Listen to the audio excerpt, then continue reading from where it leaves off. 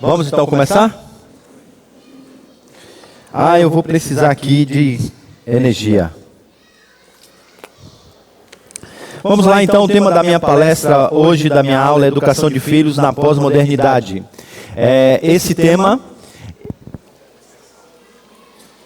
é a fundamentação teórica do nosso trabalho aqui com adolescentes e parte, inclusive, da nossa educação cristã, nossa educação de filhos, tá bom? Então, algumas coisas aqui que nós vamos... O fundamento nos ajuda aqui na nossa estruturação do nosso departamento infantil, tá bom? Vamos ao texto bíblico, Deuteronômio capítulo de número 6, vamos ler dos versos 20 até 25. E eu vou contar então com a presença de vocês aí na leitura desse texto, tá bom? Participação de todos vocês para a gente ler esse texto. Vamos lá? Versículo de número 20, a uma só voz, está aqui projetado para facilitar aqui o acompanhamento. Vamos lá? No futuro...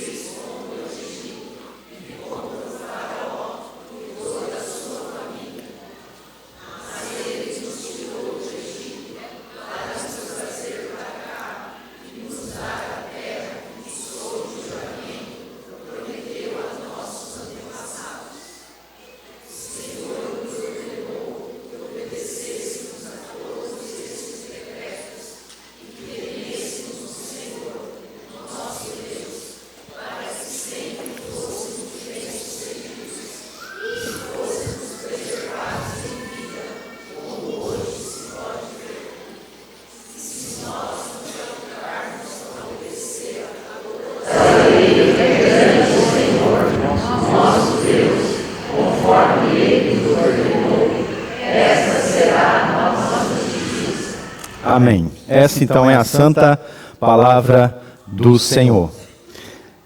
Bem, aqueles que são adolescentes e jovens e até alguns adultos, sabem que na pandemia a gente fez uma conferência de um braço aqui da nossa igreja chamado Missão 360, com jovens da nossa igreja, região e de, na verdade, tudo quanto é lugar do Brasil.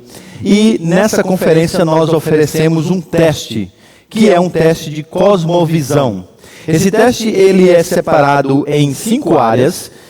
Primeira delas, então, é a área política. Segunda, a área econômica. Terceira, a área educacional. Quarta, a área religiosa. E quinta, a área social. São perguntas que trazem questionamentos sobre essas 5 áreas. A versão americana desse teste é composta de 75 perguntas. A versão brasileira é composta de 20 perguntas. Você pode fazer esse teste e não se surpreenda se dá positivo para heresia, tá? Isso é comum acontecer porque cosmovisão é uma coisa que muitas vezes nós temos, mas não somos conscientes. Ok. Essas perguntas, elas analisam uma visão de mundo em 3 áreas, tá? A primeira delas, então, a cosmovisão teísta bíblica, que é centrada em Deus, a cosmovisão humanista secular, centrada em si mesmo, e a visão de mundo socialista, que é centrada no Estado. Esse teste ele foi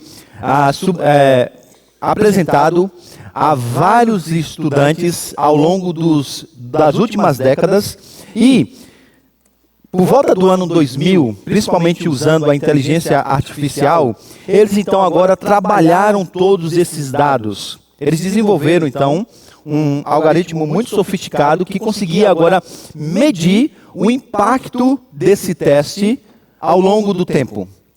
E aí o resultado que eles tiveram disso foi um resultado de uma tendência negativa perturbadora. Só para vocês terem uma ideia, alunos cristãos que tinham uma cosmovisão teísta bíblica moderada já estavam caindo e se aproximando de uma visão de mundo secular. De 1998 até o ano de 2021, quando novos dados foram analisados, eles perceberam que a situação só piorou. Hoje, os alunos, mesmo os cristãos e até mesmo aqueles que estudam em escolas cristãs, eles estavam agora abraçando não mais uma visão de mundo secular, mas uma visão de mundo com fortes inclinações para o socialismo. Fortes inclinações para o socialismo. Como eu disse na mensagem, pelo menos 90% dos jovens de lares cristãos americanos, eles abandonaram uma visão de mundo cristã para abraçar algum tipo de visão de mundo anticristã secular. Bem, diante dessa realidade, um autor levantou a seguinte questão: a necessidade de um discipulado fiel e eficaz da próxima geração é ainda mais urgente à medida que nossa cultura se torna cada vez mais secular e hostil à verdade. Aí ele faz então uma pergunta: os nossos filhos e netos terão uma fé que pode suportar as hostilidades dessa época? Bem, é exatamente nesse contexto que o livro de Deuteronômio, sobretudo o texto que nós acabamos de ler, nos ajuda bastante. Eu não sei se você sabe, mas Deuteronômio significa repetição da lei. Deuteronomos, lei, né? Repetição da lei.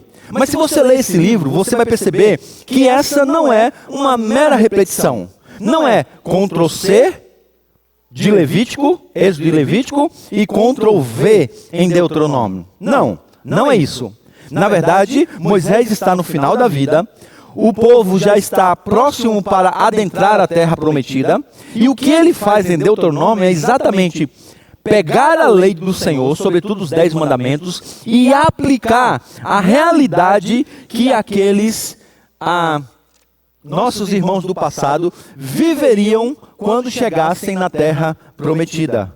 Por quê? Moisés sabia que esse povo, ele ia viver rodeado por povos cuja cultura estava permeada de idolatria e impiedade.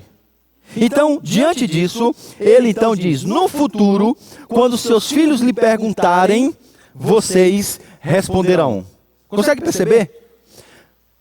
Moisés está respondendo a perguntas que ainda sequer foram feitas.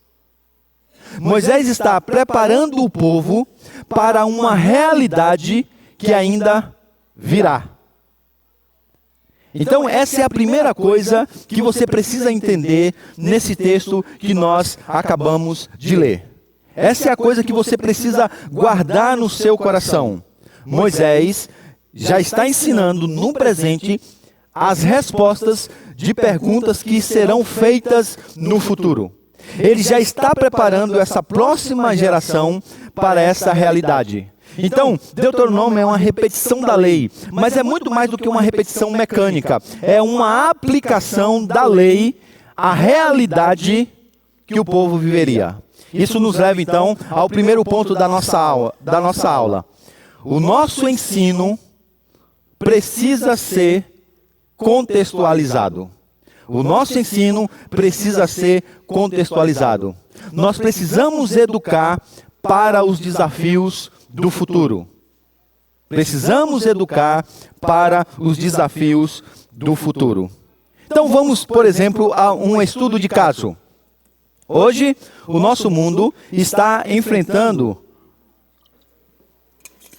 uma tendência perturbadora. Ok? O homossexualismo é uma realidade no tempo que nós vivemos. É um desafio atual. Certo? Certo, pessoal? Não. Isso não é um desafio atual. Na verdade, para quem está fundamentando a agenda progressista, muitos dos pensamentos já foram inclusive consolidados. A agenda já avançou. E você pensa que esse é o dilema agora familiar seu, que surgiu agora, através de toda a cultura que está à nossa volta. Mas se você prestar atenção, você vai ver que, na verdade, esses pressupostos e esses ensinamentos, eles já se faziam presente na nossa própria cultura brasileira há muito tempo. Por exemplo, nas novelas essas que são formadoras da cultura brasileira. Essa é a razão pela qual você pode sair daqui de São Paulo e ir lá para o interior do Nordeste, uma cidadezinha pequenininha. Você vai ver o adolescente e a família lá com pensamentos pós-modernos de uma cidade cosmopolita, por exemplo, como São Paulo. Como isso? Por meio da mídia. E quando você faz uma análise sobre isso, você percebe que lá em 1970, isso mesmo, lá em 1970, Rodolfo Augusto, Ari Fontoura, na novela Assim na Terra como no Céu, era já alguém homossexual, mesmo que apresentado de maneira bem sutil. Na novela O Rebu, 1974 e 75, coloca então em destaque um personagem que era apaixonado pelo seu protegido, o jovem Cauê. Em 1988, na novela Vale Tudo, começa então agora a ser apresentado o relacionamento entre mulheres. Primeiro com carícias bem sutis. Em 2004 e 2005, na novela Senhora do Destino, duas mulheres que viviam juntas agora adotam um recém-nascido. Consegue perceber que essas coisas foram apresentadas à nossa cultura brasileira ao longo do tempo? Agora, eu pergunto a vocês, eu nasci em 1980, então isso já estava em pleno vigor, essa agenda de mudar a maneira de pensar gênero, a maneira de pensar família. Eu pergunto a você que nasceu aí próximo da minha idade, qual foi a vez que você teve uma educação e que você tratou sobre esse assunto? Qual foi a vez que isso foi conteúdo de uma conversa familiar sobre a maneira de ser criado por Deus e de formar família? As coisas simplesmente vêm acontecendo e a gente fica distraído. Então, o que Moisés estava fazendo, pegando esse exemplo, é como se ele estivesse lá em 1970 e ele dissesse: olha gente, lá em 2024, vocês vão lidar de maneira ainda mais profunda com essa questão. Então, eu digo a vocês que vocês já precisam educar os seus filhos para enfrentarem essa realidade presente. É isso que, então, Moisés está fazendo com Deuteronômio. Bem, nos ajuda algo nessa análise cultural que eu reconheço, ela não é uma análise fácil de se fazer. Mas pelo menos temos a nosso favor o delay. Alguém sabe o que é delay? Sabe aquele jornal que você está assistindo? E aí o apresentador, ele chama então um repórter. E ele diz: então fulano agora, direto de tal lugar, vai agora trazer maiores informações. Aí o repórter está lá e ele faz. Aí depois que passou, parece uma eternidade, né? Ele fala. Isso é o delay. A mensagem demora de chegar por causa da transmissão, da comunicação. E aí só depois que chega é que ele agora fala. Bem, qual é o delay cultural que nós temos? Normalmente, a cultura ela é apresentada na Europa, chega nos Estados Unidos, vira cultura ainda mais popular, e através dos filmes e das séries, isso é então espalhado para o mundo. É verdade que esse delay agora ele está cada vez menor. Por causa da globalização e da velocidade das informações, as informações chegam muito mais rápido. Mas isso ainda é uma realidade. Muitas coisas que são culturais já na Europa, muitas coisas que são culturais já na América do Norte, vai chegar para nós em formato de cultura, por meio das comunicações, dos filmes, das séries. Bem, por essa razão a gente precisa ter, então, isso em mente. A gente precisa entender o mundo que nós estamos vivendo, a fim de preparar as nossas famílias e principalmente os nossos filhos a lidarem com essas questões inerentes do mundo à nossa volta. Precisamos fazer isso enquanto igreja, precisamos fazer isso enquanto família. Vocês sabem que o nosso conselho apresentou a vocês, agora eu não lembro o ano passado, 2023, um projeto de 10 anos, 2023 a 2033, ok? E uma das ações que nós tivemos na elaboração desse projeto foi conversar com outros pastores, sobretudo um pastor que é envolvido com um trabalho mais global, faz parte de uma instituição que lida com igrejas e denominações do mundo inteiro, para que nós pudéssemos entender o cenário presente e futuro no qual nós estamos vivendo e que inclusive outras igrejas estão vivendo ao redor do mundo. Porque algumas demandas que alguns irmãos nossos já estão enfrentando em alguns lugares do mundo serão demandas futuras, por causa desse delay, que nós vamos enfrentar aqui. Ao mesmo tempo que, como eu disse na mensagem, a gente precisa já estar atento ao que está acontecendo. Então, aquilo que nós vimos e percebemos aí nos livros da Maria Berenice Dias, já é uma realidade que está sendo implantada no nosso mundo. A institucionalização de todas essas ideias progressistas, a doutrinação dessas verdades nas escolas. Então, a família está sob ataque.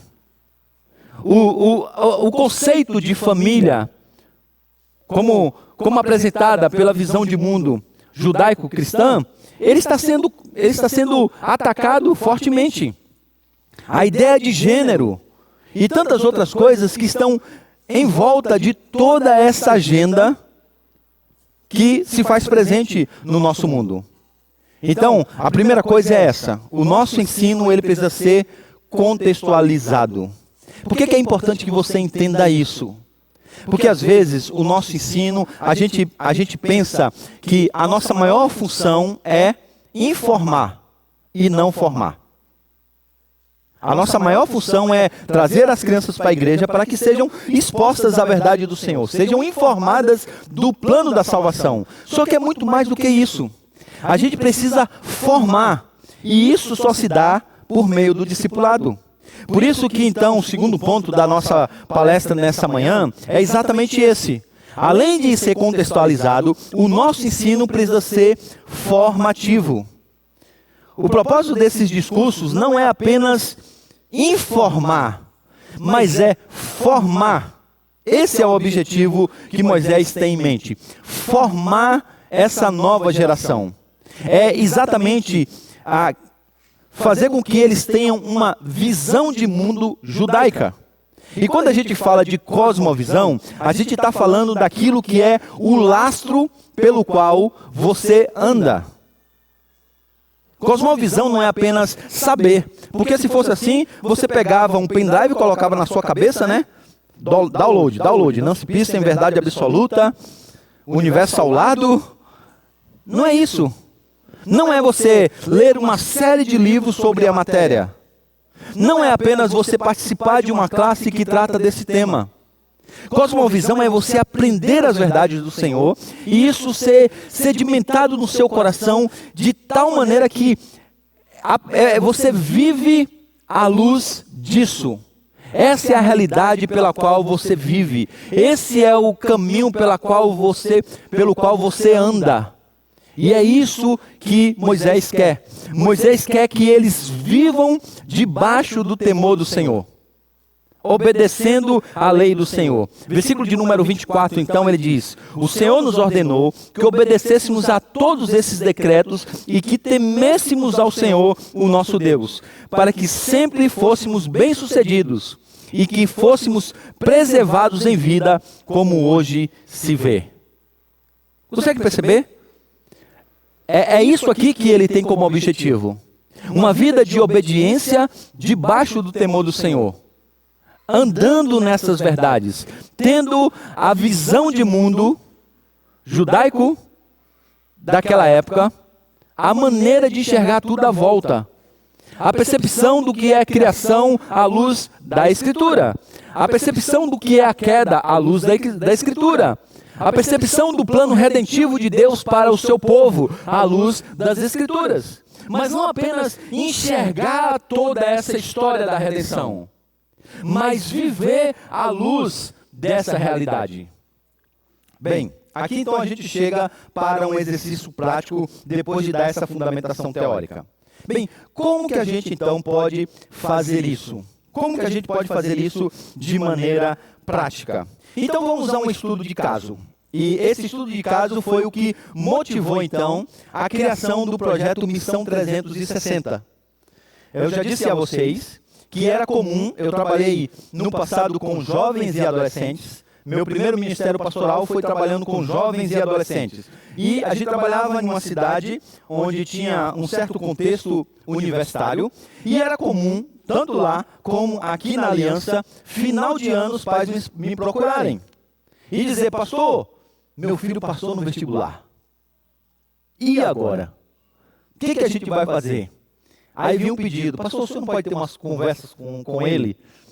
Aqui o pedido foi além ainda, né? Pastor, a gente não pode fazer uma classe de cosmovisão e apologética para poder ensinar esses meninos a defender a fé nesse ambiente hostil que é o ambiente universitário. Pastor, o que a gente pode fazer? A minha resposta padrão era, orar. Agora é orar. Porque o discipulado que deveria ser feito, o tempo já passou. É realmente orar para Deus ter misericórdia, Deus mudar o coração e Deus fazer trilhar outros caminhos, e Ele pode fazer apesar da nossa negligência. Ele pode fazer isso. Por isso que a minha mensagem eu disse que não é matemática, sabe? Porque Deus age como Ele quer, da maneira como Ele quer. Mas a gente deve fazer o que Ele nos chamou a fazer. Então eu dizia, orar. Aí então eu pensei assim, gente, e se então a gente pensasse em um projeto que pudesse então agora trabalhar isso com a devida antecedência?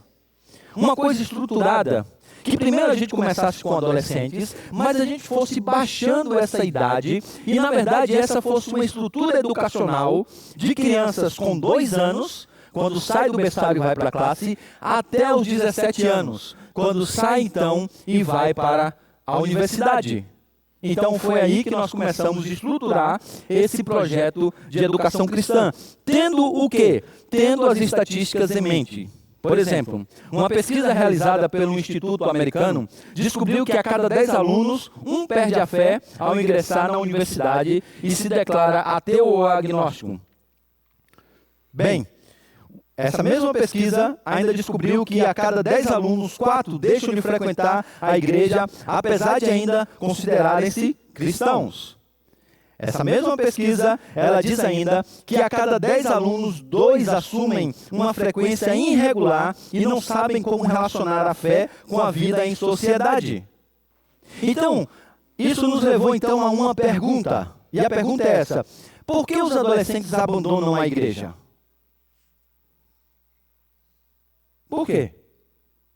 Por que adolescentes que foram criados, que passaram por todas as fases, todas as classes da escola dominical, chegam na adolescência e abandonam a igreja? Se você for conversar com a maioria dos pastores, vocês vão perceber que eles estão fazendo um diagnóstico que produz apenas soluções paliativas. A primeira ideia é que os adolescentes abandonam a igreja quando eles chegam nesse ambiente universitário, porque eles não fizeram amizades fortes da igreja. Então, o sentimento de pertença, que é muito forte no adolescente, ele foi direcionado para um outro grupo, e por essa razão, ele se perdeu, afinal, as amizades corrompem os bons costumes. Isso é verdade, mas será que essa é a causa principal? Será que essa é a causa principal? Bem, os pastores que trabalham com adolescentes sabem que agora o maior trabalho dos pastores de adolescentes é levar essa UPA até o MP. Aí dá para o MP, o líder da UMP diz, agora é com você, ufa. Trabalho feito, viu, rapaz, quanta volta com esses meninos, quantos encontros, quanto trabalho, quanto acampamento. Mantivemos na igreja pelo menos. Bem, uma segunda alternativa é que muitos então agora pensam que adolescentes abandonam a fé porque encontraram ideias contrárias ao que eles criam. Então eles se depararam num ambiente universitário hostil à fé, mas muito hostil mesmo, e militante, e que vai para o embate, para o confronto. E esses meninos então, eles não conseguem suportar todas essas novas ideias. E aí eles cedem, e eles acabam por abandonar a igreja. Sentimento de pertença, ideias contrárias à fé. Bem, essas duas coisas são realidades, e elas têm o seu papel. Mas eu acho que essa não é a principal razão. Quem me ajudou a entender isso foi o pastor Felipe Fontes. Ele disse o seguinte, alguém que nos ajudou aí também nesses diálogos para a realização desse projeto. Ele diz o seguinte: ninguém abandona a fé cristã simplesmente por ter encontrado com ideias contrárias ao cristianismo. As ideias podem ser o gatilho necessário para o processo de abandono da fé. Tá vendo? É importante, não estou dizendo que não é importante, mas nada mais é do que esse gatilho necessário para o abandono da fé. Ele diz, as suas causas são mais profundas, morais e principalmente espirituais. Principalmente espirituais. E aí ele continua, olha o que ele diz. Ele diz o seguinte: quando alguém abandona a fé, tendo se encontrado com ideias contrárias ao cristianismo, não faz exatamente por ter encontrado algo novo, mas por ter encontrado algo que permite experimentar, sem problemas de consciência, um estilo de vida adequado à devoção idólatra previamente agasalhada no seu coração. Conseguiu entender? Na verdade, a desculpa do sentimento de pertença e a desculpa da suposta descoberta de pressupostos que vão ao encontro da fé, ao encontro não, melhor dizendo, de encontro com a fé, não é uma verdade. Não é uma verdade. Lembra do que Paulo disse em Romanos, capítulo de número 1? Que o homem detém a verdade pela mentira. Não é isso? Lembra de Romanos? Ele diz que Deus se revelou, as evidências estão por aí, por toda a criação, as digitais do Criador, elas se encontram em todos os lugares, de tal maneira que o homem é indesculpável, porque o que de Deus se pode conhecer foi manifesto pelo Senhor, mas o homem pega toda essa revelação geral e todo esse conhecimento de Deus e ele tenta sufocar esse conhecimento. Ele aperta com toda a sua força contra esse conhecimento por causa da mentira. É isso? Não, gente, não é por causa da mentira. Pode ver no texto. O homem, ele tenta sufocar esse conhecimento por causa da injustiça. Por causa da injustiça. O que ele quer é um estilo de vida que vai agora sim ao encontro à devoção idólatra do seu coração. Só que como a lei de Deus é contrária a tudo que ele deseja e ele quer, ele então tenta anular essa verdade, a fim de que faça aquilo que o seu coração quer, sem problema de consciência. Um jovem americano voltou para casa depois de um tempo na universidade. O pastor dele disse assim: e aí, como é que está lá na universidade? E aí ele disse assim: ah, pastor, sabe, me deparei lá com algumas coisas, algumas ideias contrárias ao cristianismo. Olha, pastor, eu estou com algumas dúvidas sobre a minha fé. O pastor disse: a gente pode citar para conversar durante a semana? Ele disse: ah, sim, pastor, podemos. Ele entrou no gabinete pastoral, sentou-se à frente do pastor. O pastor olhou nos olhos dele e disse: e então, cara, com quem que você está transando? Compreendeu a pergunta do pastor? Toda aquela desculpinha de ter encontrado um pensamento, sabe, que é contrário à verdade do Senhor, na verdade era uma maneira de justificar a sua vida ímpia, contrária à verdade do Senhor, e fazer o que Ele quer fazer, sem problema de consciência. Fazer aquilo que está previamente agasalhado no seu coração, sem qualquer problema de consciência. Então, é difícil chegar assim e dizer assim, eu sou realmente um ímpio, estou longe dos caminhos do Senhor e seguindo o meu coração e fazendo aquilo que é reto aos meus próprios olhos, pastor. É isso. Ninguém quer admitir isso. Então vem com essas desculpinhas, sabe? Sabe, eu estou com as dúvidas sobre essa questão aí ligada a, sabe, nascimento do Senhor Jesus. Esse negócio assim de ressurreição, sabe? Tem algumas coisas. E o problema do mal, então? Sabe, pastor? Pense comigo. Qual era o problema? No pressuposto, qual era o problema da pergunta ou do pedido das pessoas de que a gente fizesse um trabalho de formação de cosmovisão e apologética? Qual é o problema dos pais que dizem assim, pastor, a gente precisa dar um curso de apologética e cosmovisão, para que esses meninos sejam intelectualmente preparados para lidar com a fé? Qual é o problema dessa questão?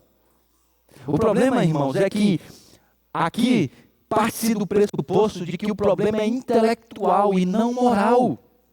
Entendeu?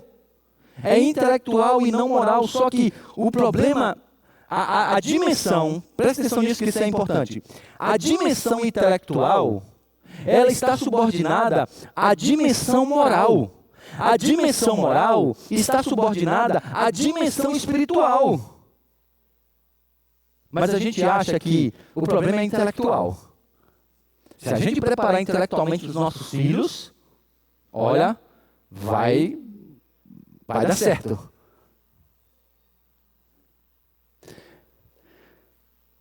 Quando a gente vai entrevistar adolescentes na nossa igreja, não tem adolescente aqui não, né? Senão eu vou dar a dica.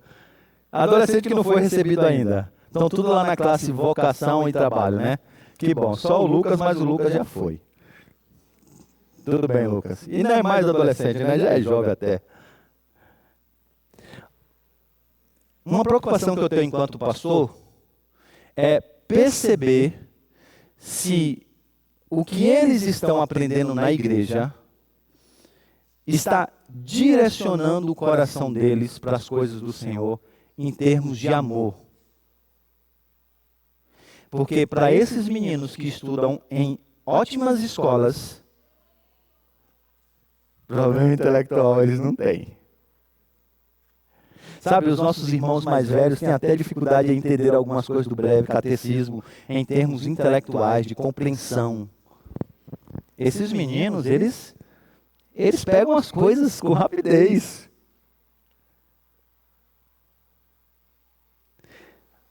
A questão é a dimensão espiritual do coração, do ser humano. Essa é a questão. Bem, só que, um adendo, tá? Com isso eu não estou dizendo que cosmovisão e apologética não precisam ser usados. São matérias indispensáveis, não são.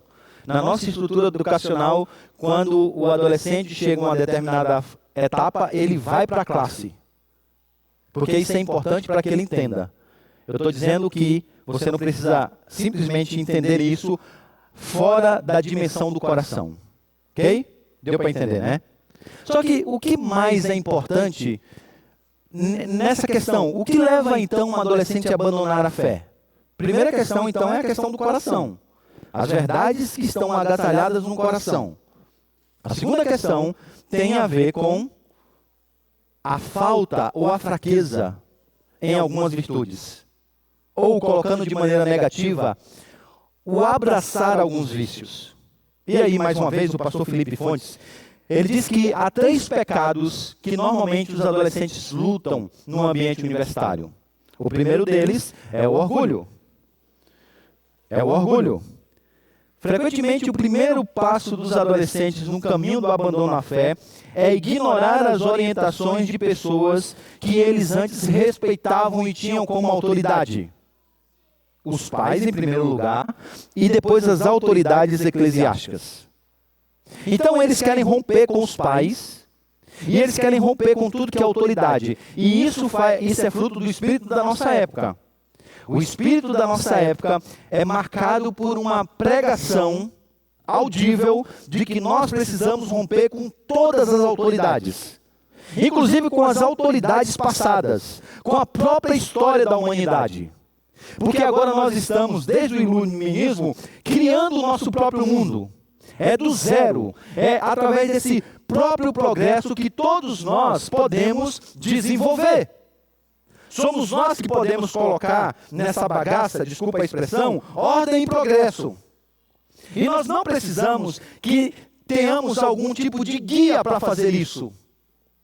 As autoridades somos nós mesmos. O que nós pensamos, o que estamos descobrindo enquanto construímos esse novo mundo. E aí, os nossos adolescentes, se tomados pelo orgulho, eles serão suscetíveis à ideia de romper com as autoridades.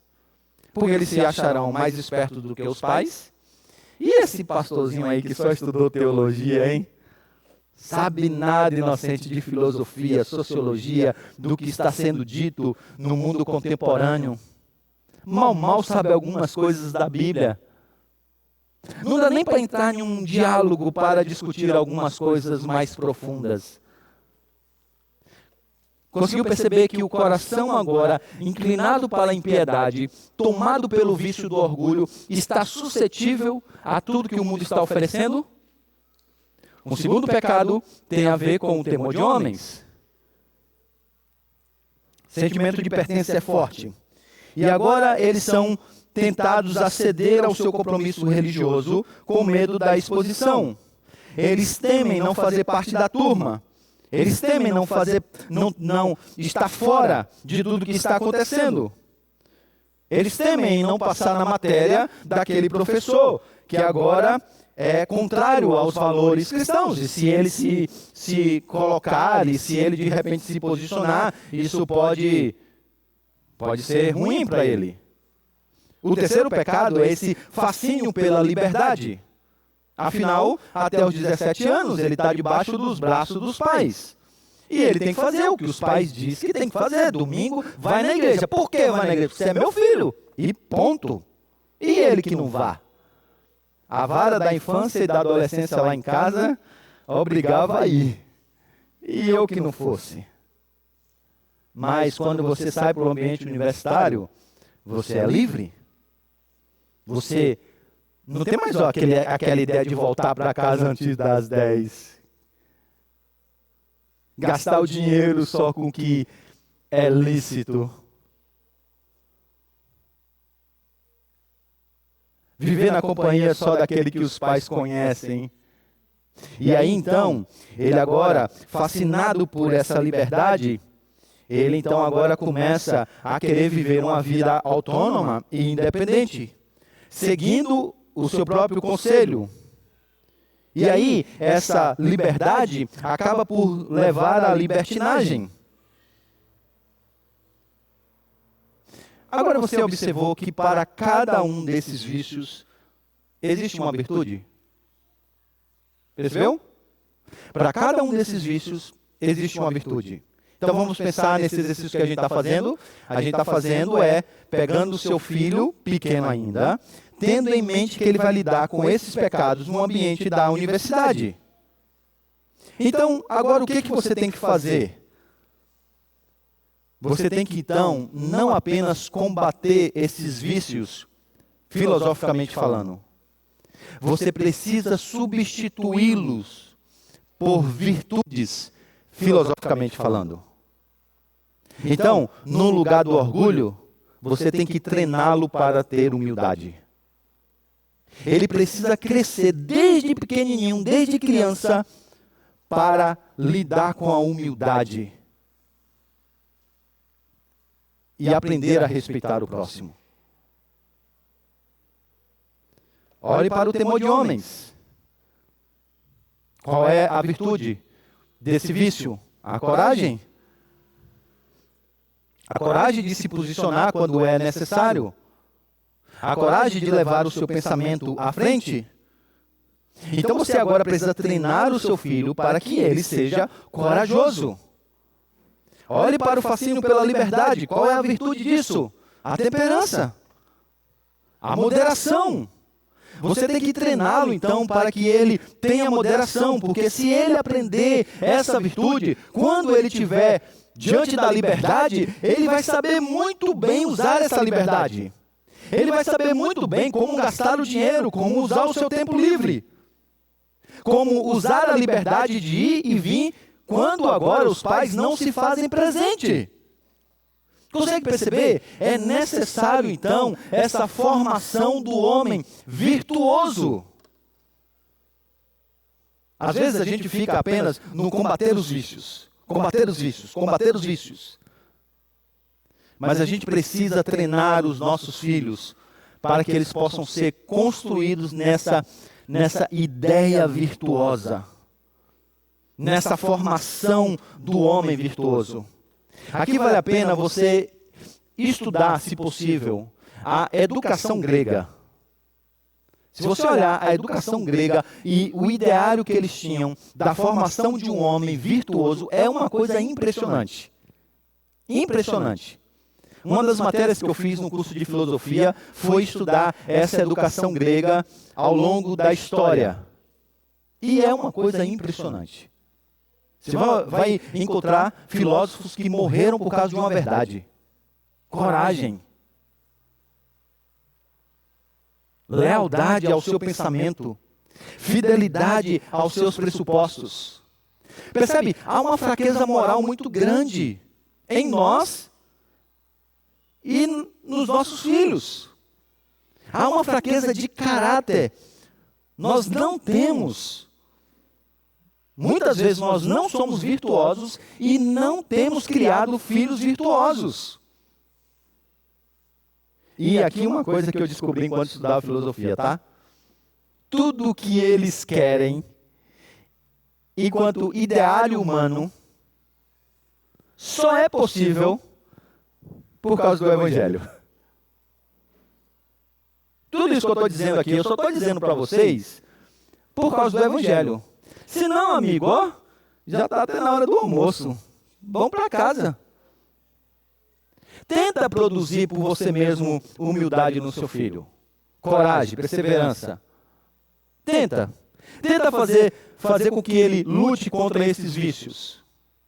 Então, há uma coisa que nós temos, é a vantagem nossa, só a gente tem. A ação do Santo Espírito de Deus, mediante o Evangelho, de mudar no coração o que precisa ser mudado. De produzir uma mudança de rota. Porque esses vícios aqui, gente, é combo, tá?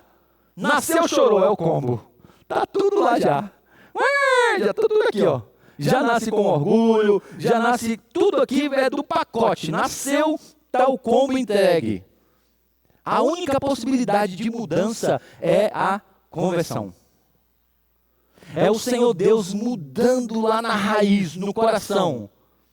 Mudando os afetos, mudando a espiritualidade. E a espiritualidade e o afeto agora muda a moralidade. E a moralidade então agora muda a maneira de pensar e ver a vida. O ideário grego da formação do ser humano, que é belíssimo na teoria, pode ser uma realidade na prática por causa do Evangelho.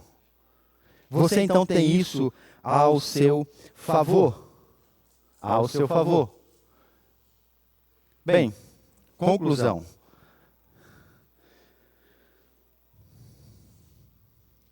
O que a gente pode e deve fazer, né? O que fazer então? Como é que a gente lida com essa realidade? Então, basicamente duas coisas. Eu estou sendo hoje em tudo bem simples, bem direto, para que você entenda com bastante clareza. A primeira, você precisa então ensinar o seu filho a amar a Cristo. Eu sei, isso é simples, eu já disse várias vezes isso, mas a gente ainda parece que não compreendeu isso. Porque o nosso alvo normalmente é essa transmissão de conhecimento que não é focada exatamente no afeto. Eu me preocupo muito que a minha filha entenda o Evangelho. É por isso que a gente lê a Bíblia em casa e traz ela para a escola dominical e ela está inserida no meio do povo de Deus em tudo que a gente pode participar. Mas eu não tenho nenhum engano no meu coração que isso é o suficiente. Quando ela era menorzinha, ela aprendeu os 10 mandamentos e falava de cor. É a coisa mais bonitinha. Mas eu dizia para a Denise, é os 10 mandamentos, mas poderia ser os 10 países principais do mundo. É os 10 mandamentos, mas poderia ser os 10 times principais do Brasil, incluindo o Vasco. Bem, são os 10 mandamentos, melhor dizendo, mas poderiam ser as principais capitais do mundo. Consegue perceber? Porque o exercício de decorar é um exercício apenas intelectual. E eu dizia para a Denise, a nossa preocupação é como isso está mudando os afetos dela. Como que o ensinamento dos 10 mandamentos a está fazendo amar mais ao Senhor, amar menos a ela e amar o próximo como a ela mesma. Esse é o resumo da lei. Porque é isso que é importante. É como ela vai lidar com isso e como ela vai compreender essas verdades. Então, nós precisamos entender que o foco é o coração. Então, se você é pai, você precisa pastorear o coração do seu filho. É nesse sentido que o discipulado familiar é de extrema importância. Porque eu, enquanto pastor, prego aqui e tento aplicar a todos. Mas é você que tem lá, assim, saltando do coração os vícios e os pecados, o qual você pode discipular.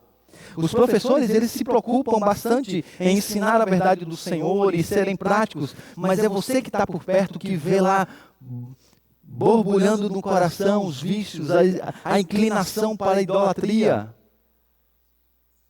Daí a importância do discipulado familiar. E para que você discipule de maneira profunda, estude essas verdades profundas do coração e comece a dialogar nesses termos. Às vezes a gente vai em um lugar e a Laurinha não quer ir embora. Só porque ela gosta de estar com as amigas, né? Não. É porque ela é amante do prazer. É bom estar com as amigas e brincar. E ela não quer abrir mão disso. Mas ela é consciente o suficiente para saber que depois de um domingo cansado, que o papai teve que pregar, dar aula, e agora está ainda com a família almoçando, mas deu a hora de ir embora, porque ainda tem que ir para a congregação, mas ela quer ficar mais. Por quê? Porque ela é egoísta. Porque ela está pensando só nela. Consegue perceber que é nesses termos que você tem que dialogar? Filha, você está sendo amante do prazer. Você está amando o prazer. Filha, você está pensando só em você, isso é egoísmo. E você está disposta a pecar para ter o que você quer.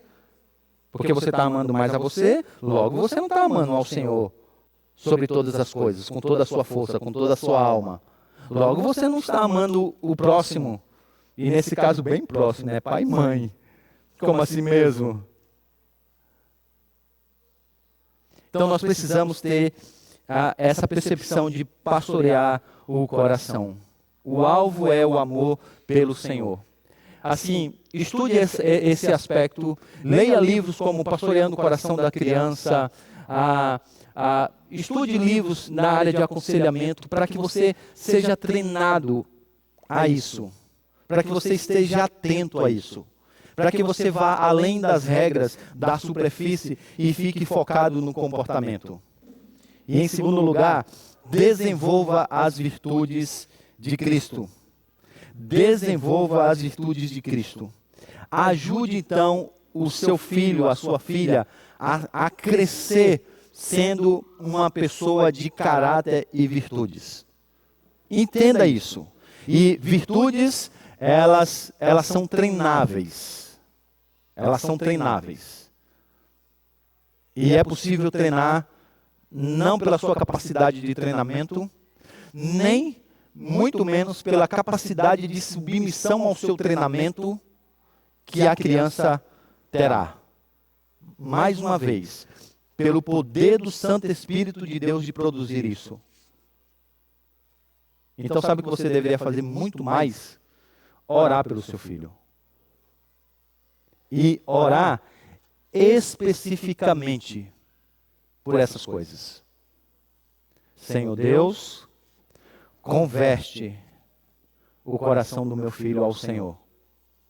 Eu oro isso, inclusive, na frente da Laura. Senhor, converte o coração dela a Ti. Inclina o coração dela para as coisas do Senhor. Faz com que ela ame o Senhor acima de qualquer outra coisa. Eu oro especificamente para que ela desenvolva essas virtudes.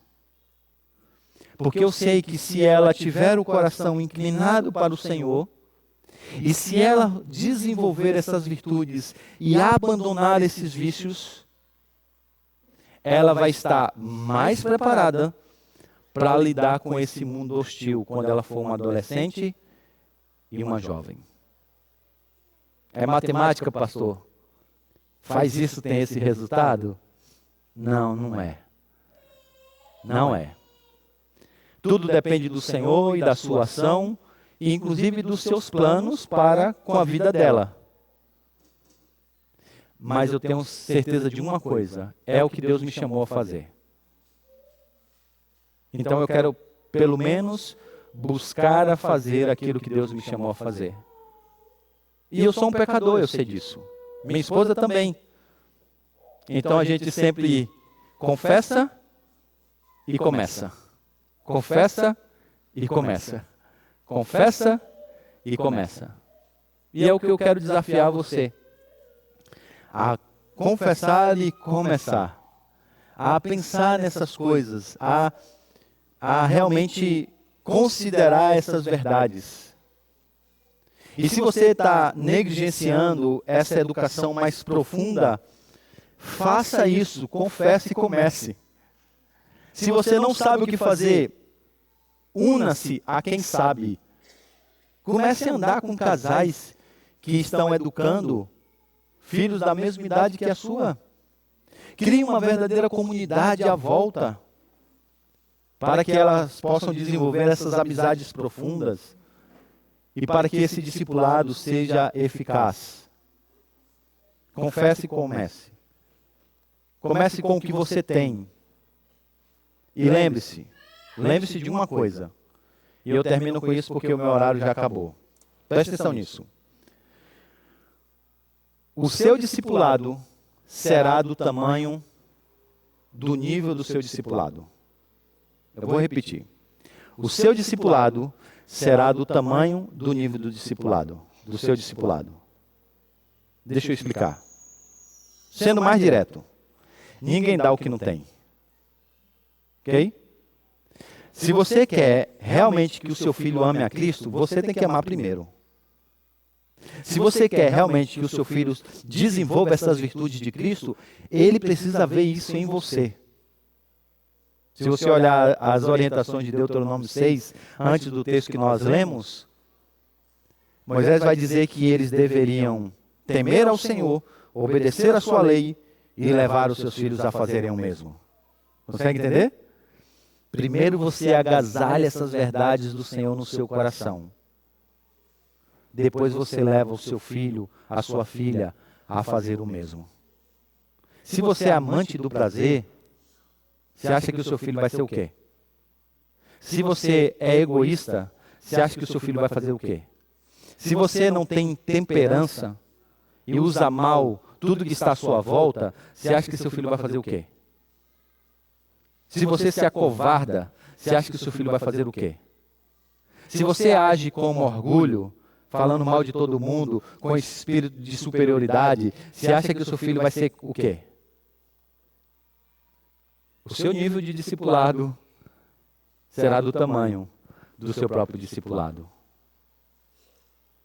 A boa nova é que o Senhor pode mudar você, a mim, e nos usar como instrumentos quebrados, miseráveis pecadores, mas transformados pela graça para ajudar a outros. Há um livro do Paul Tripp que é... Esqueci o nome. Não, do Redentor. Instrumentos na mão do Redentor. Obrigado, amor. Instrumentos na mão do Redentor.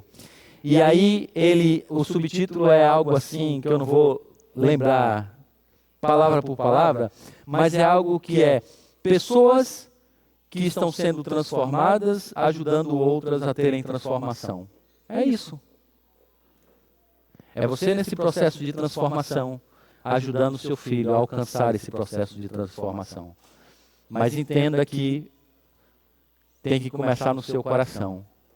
Você precisa se quebrantar mais, se converter mais ao Senhor, no sentido de se voltar para Ele dia após dia, levar o seu filho a fazer o mesmo. Falei demais. Temos que orar. Vamos falar com o Senhor?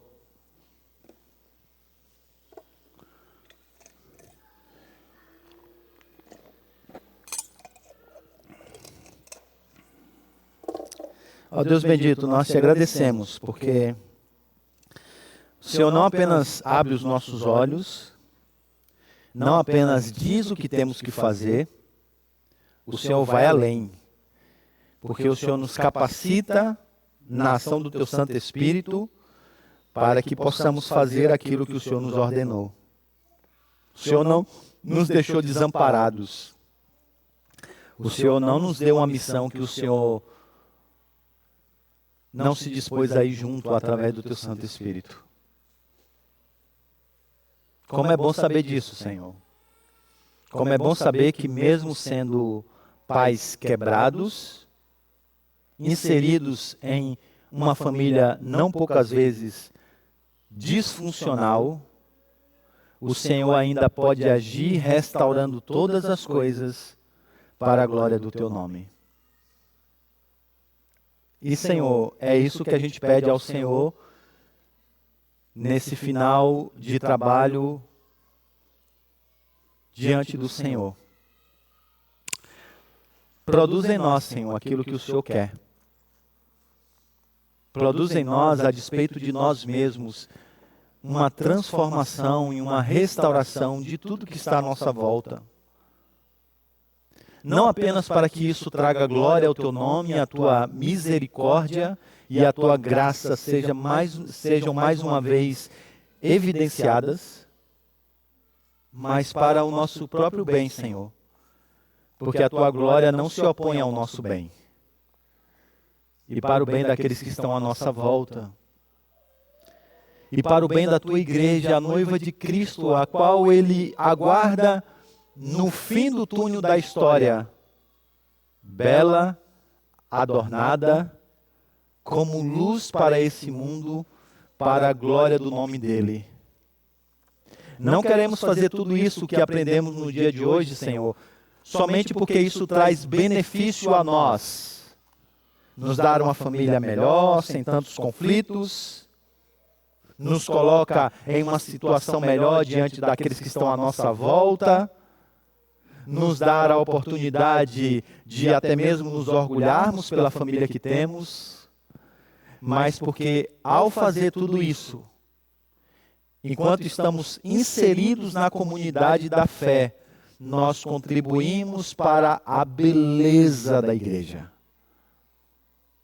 para a beleza dela nesse mundo, para que as pessoas olhem para nós e digam: que povo é esse que tem leis tão justas? Que povo é esse que tem um Deus tão grande? Que povo é esse que tem um Deus tão poderoso? Que comunidade tão bela é essa que eles fazem parte? Nós queremos que pessoas como a rainha de Sabá atravessem o mundo para ver o que o Senhor está fazendo no meio da tua igreja, não para a nossa glória, mas para a glória do teu Filho. E dar, ó Deus, que façamos isso, que o amemos, não pelos benefícios que teremos, mas porque preciosas são as horas na presença do nosso Salvador. Porque nós o amamos. E porque nós queremos o agradar em tudo que nós fazemos. Quer seja na nossa espiritualidade dominical, quer seja na nossa espiritualidade diária, quer seja no nosso discipulado em todo o tempo. Nós queremos fazer por Ele, porque o amamos. Produz isso em nós, Senhor, porque não podemos fazer por nós mesmos. Em nome de Jesus. Amém. É isso, gente.